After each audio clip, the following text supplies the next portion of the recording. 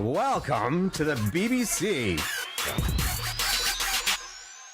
Hello, listeners, and welcome to another episode of the Between Both Cheeks podcast. It's Luba and Becca today, and today it's just the OGs keeping it real, no guests this time. We've had a lot of guests lately, so we thought we would bring it back to the classics. We had some feedback from you guys. And so we'll try to keep this one more light and easy breezy and less, hopefully when you listen, you don't think, well, at least I don't have it as bad as those girls. That's what a listener said. He actually said that. Yes. Yeah, someone said, I think I'm having a bad day, and then I listen to your podcast and I think, well, I don't have it that bad. And that's just what they see and hear. So can you imagine if they knew everything that was happening behind the scenes? Yes, yeah, that's what I said. I said, imagine what we don't air. Mm-hmm. And what we hold tight. Luba, what did you want to talk about today? Well, we did have a couple people on our podcast that agreed to be as guests, and then they canceled, sometimes very last minute. So we're going to talk about punctuality and the importance of keeping your word if you have a commitment to something and what that looks like. This is something that's that I'm almost obsessive crazy about.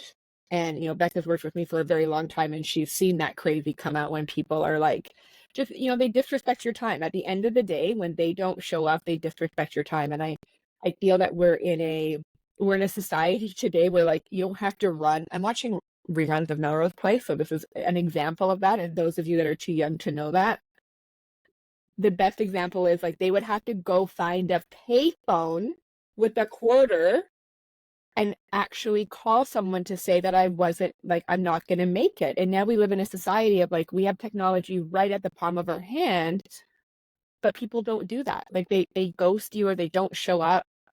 Becca had an experience over the weekend, and there's just no need for it. Yeah, there's, it's really frustrating because, for example, this podcast, we've already rescheduled it for this guest. Things happen. Everyone gets one get out of jail free card. We're all people. We get it. Things come up.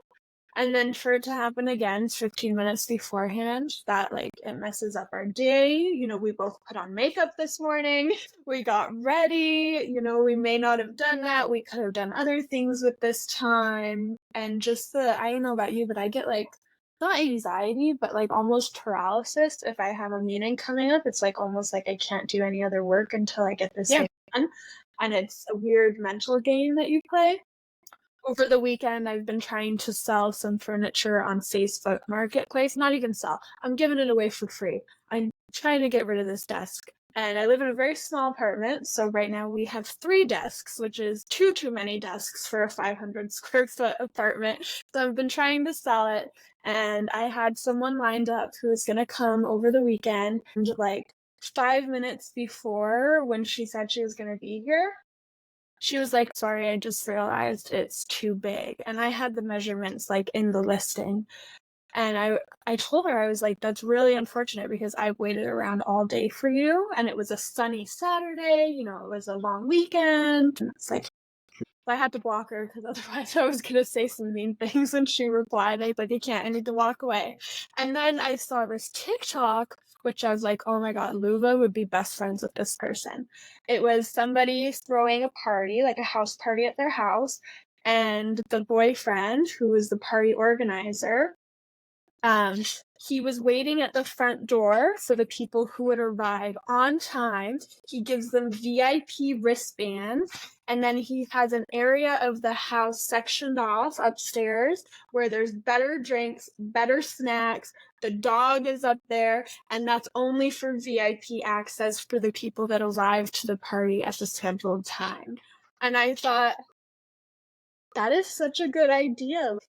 That's obviously something that's very important to him, is punctuality, and he's rewarding the people that, made it when they said they would make it, even in such a casual environment like a house party.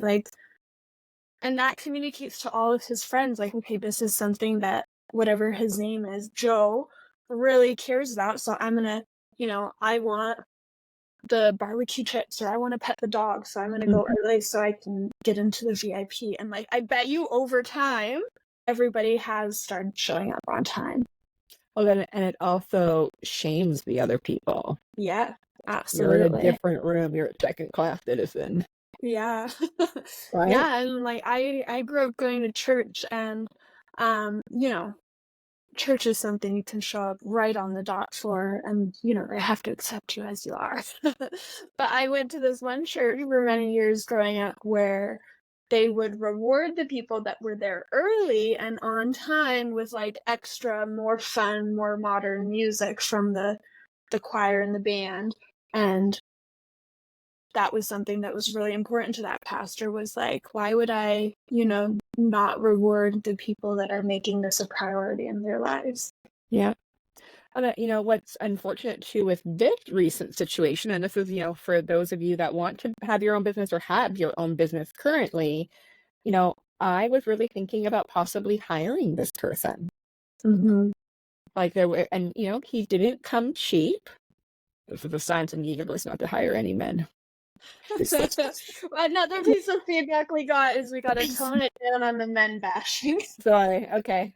Well, just know it. It's unfortunate. He's expensive. He's very good at what he does. Apparently, he's very well spoken. He's got a skill that none of us have in the business. And I thought, I think this is someone that I could contract out and someone that could possibly help the business. They gave you one chance. We gave you a second chance. Don't tell me who you are. Show me who you are. Absolutely. And you never know, especially even personal relationships, but especially in a professional setting, you never know how your impression to other people is going to impact your business. Like, we're not going to reschedule now because it was No. very annoying and it was very last minute. And, he doesn't even know that he just lost a client. Yeah. And that could be a few hundred, a few thousand, tens of $1,000s based on your pricing and what your cost is. Even in the beauty industry, like, we all hate it when clients arrive late and when they cancel and they no-show last minute. And we do our best to be there for their services and be on time and all of this. So it's really important that communication and respect goes both ways. Yeah. Which is, actually a really good point, because when I was running the salons, something that the girls would always ask me, or what they would do, is they would always take a client that was running late and do their entire service. And most of the clients are also saying, well, can you just do my brows too? It only takes a second. And then they're adding on additional services, while your A client who is sitting there early, on time, most likely brought you a Starbucks, is waiting there. And now her appointment is being pushed back. So I think this is an important reminder that, like, we become very much people pleasers in this industry. Well, I'm going to take them anyways because I need that money and they're here now. Now they want to add some extra stuff. Okay, I don't want to make her mad, plus it's extra money. But you don't think about that A client that is doing all the things right, that you're punishing while rewarding this bad behavior over here, right? Like, you don't want people that are adding last minute stuff in the room and telling you that they're going to be late, or not even telling you that they're going to be late, running late, adding stuff in, disrespecting your time, and then being demanding of other stuff that they want, while your A client is now pushed behind in time. And I would always tell the girls, like, I can take you. Let's say it's a Brazilian, for example. I can take you. I most likely won't be able to complete your entire service. We can do a French bikini. Like, this is what you get. And if they're going to fly off the handle, I would be like, you're more than welcome to reschedule, but I am charging you for the full price of this service today. Yeah, because you were late, and especially if you're fully booked back to back, it pushes back the whole rest of your day.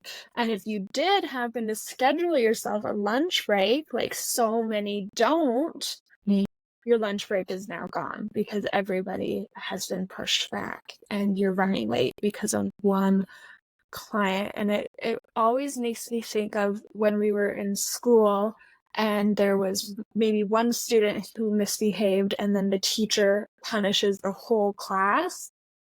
That always really bothered me, but I understand why they did it, because that's just how they had to do it with the parameters and the system that they're working within.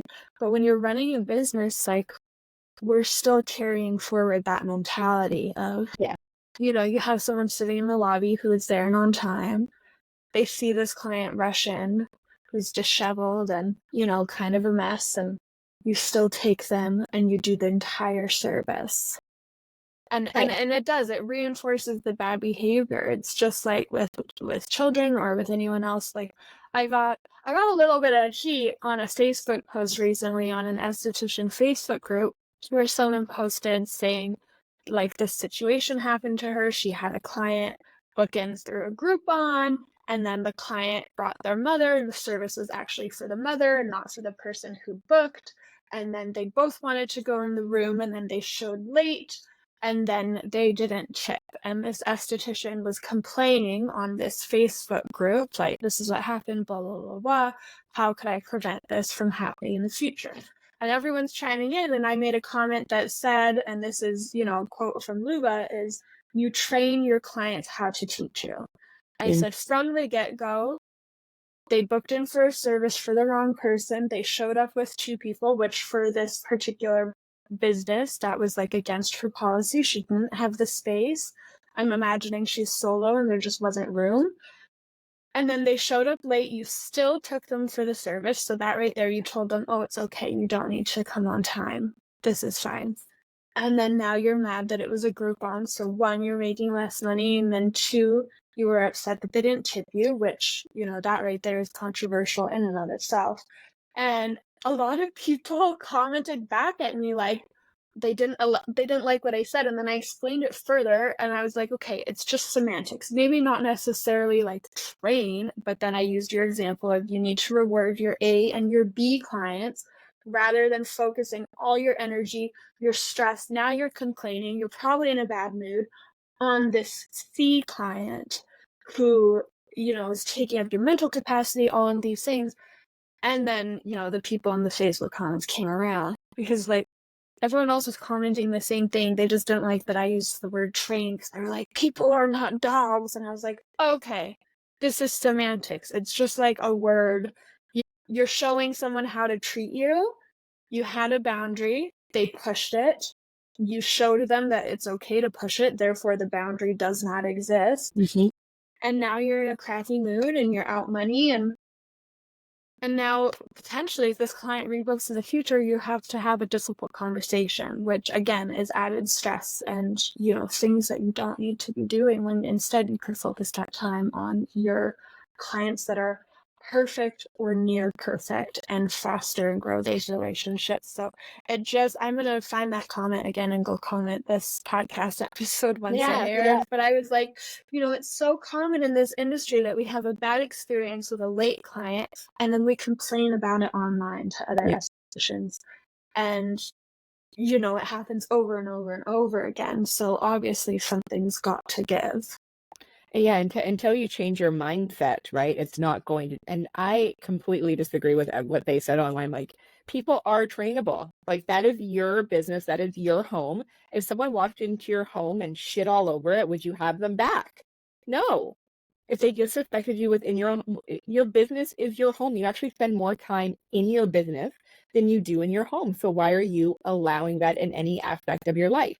The other thing that I want you guys to think about is, this client will walk out, and as they're paying, they will say, oh my God, thank you so much for getting me in. Thanks for taking me. I know I was late. I really appreciate it. I'm so glad we were able to add on that service.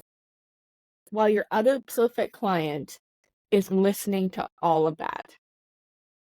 So not only have you rewarded that bad behavior, but like, now that client that is showing up, tipping, rebooking, buying the aftercare, hears all this, looks at her watch and goes, they did all that for her when she was late. She added on services, and now I'm running behind. So, you know, think about that too, because that's, you know, your reputation is everything. And if you start getting that reputation, that person is not going to be happy with you. They probably won't tip as much. They probably won't buy as much. They probably won't reschedule, and they'll second guess going someplace else because you've now disrespected their time. Yeah, and your reputation is everything. You know, like we said earlier, you never know how someone's impression of you is going to affect your business. You want all of your clients to go and tell their friends and their family, oh my God, I had this amazing experience. She's so great. She really takes care of you. And people are most like the 5 other people they hang around with. So you're taking somebody that shows up late, doesn't fill out the forms beforehand, and they have to fill them out there, which again eats into your service time, etc., etc., etc. Chances are her friends are similar. So it's something to think about, you know. I agree with you, Luba. I think people are absolutely trainable. Maybe I don't know, that comment got taken too literally, but you think about it, like, we're all potty trained. When we were young toddlers, our parents trained us how to use the potty. And it worked, you know. I don't know many adults that are not potty trained. Very good point. So some food for thought.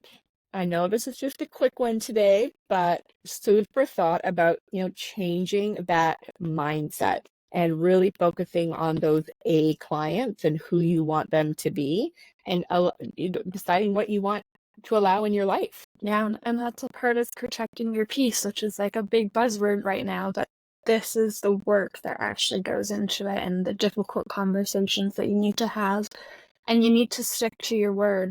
If you say, we have a 10-minute late policy grace period or whatever that looks like for you, you got to stick to it.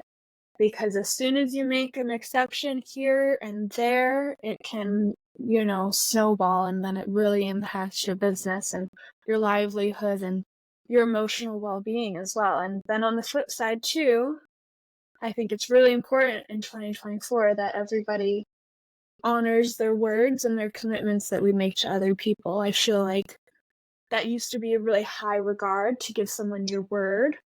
And I feel like we've kind of lost that in many ways because it's so easy and so casual to bail last minute or to do someone dirty. Yeah. Let's just leave that. Yes. Yeah. Yeah. I mean, at the end of the day, it's just really, it's just being authentic and honest. Like if you can't do something, just say like, I might not be able to do this. I might not be able to show up at your party. I'll try, but don't say to someone that you're going to be there and do it and then not come through. Like that's more the disappointing, right? And I will tell you right now, it is much easier to have a difficult conversation at the beginning compared to when they are a client for a year and then try to have that conversation. And then like Becca was saying, like that entire time when they're coming in every 30 days, every 6 weeks, whatever that is, you dread because you already know they're going to be late. You already know they're not going to buy it. You already know they're not going to why put yourself through that? There are too many people in the world. Go focus on someone else. Focus on 1, 2, 3 other clients. They will bring in double the revenue than this one person will. And make you happy doing it too. Absolutely. Okay, everybody, thank you for listening. If you have been following this show for a while, which I know some of you have because you've given us very candid feedback, if you could please write a review, it would really help us out, and make sure you're subscribed and followed so you get all of the updates that we do every time we record a new episode. And with that, we will see you next week.